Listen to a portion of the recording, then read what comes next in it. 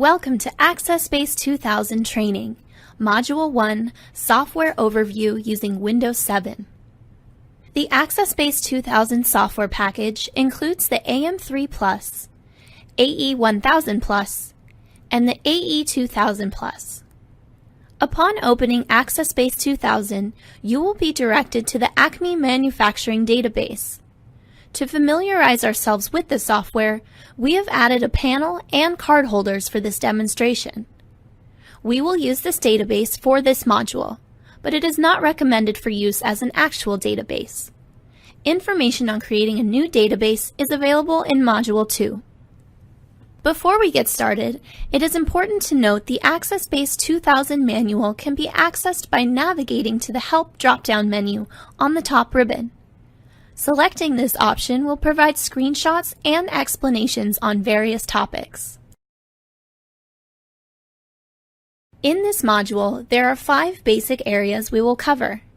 These include card holder screen, on/offline with installation button, upload button, toolbar, and network screen. In the card holder screen, personnel can be added with appropriate credentials, cards, transmitters, and directory and entry codes. This screen can always be accessed by left-clicking on the 2 yellow figures here. The on/offline installation button is located in the lower left-hand corner of the screen and is pictured as a yellow telephone. By selecting that icon, AccessBase2000 will connect with the telephone entry and/or access control panel, either through dial-up or direct connect, depending on what we're using. The upload button sends information from the computer to the panel and is pictured with an upward-pointing red arrow. In this database, the upload button is illuminated. An illuminated upload button indicates information has been changed in the database, but has not yet been sent to the panel. Every time we make a change in the database, we must send that information to the panel.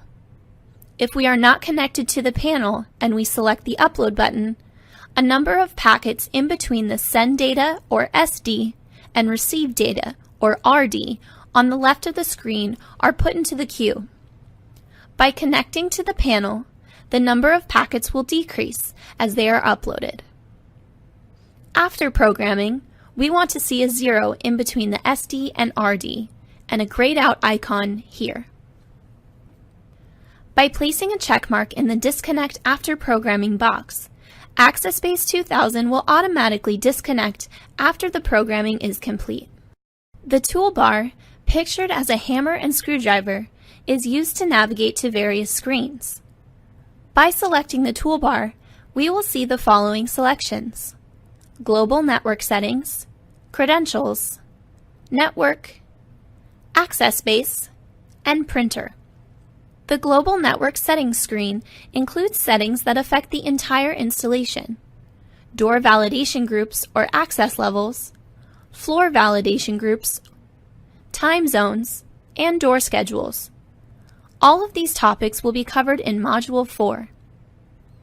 In the Credentials screen, we can add transmitters and cards, both individually and as blocks.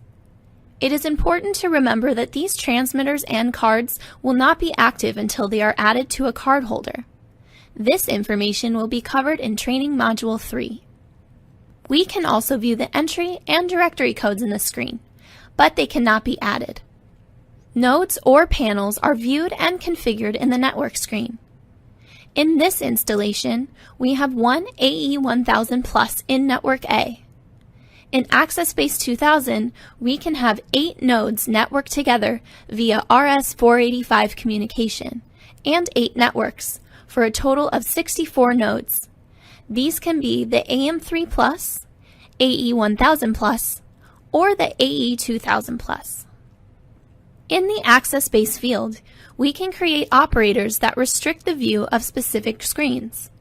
We can also select different modems to dial with, create account holder fields in order to add additional information, and select different printers by selecting the printer option. This completes AccessBase2000 training, Module 1. Please continue to Module 2. You may now exit the course.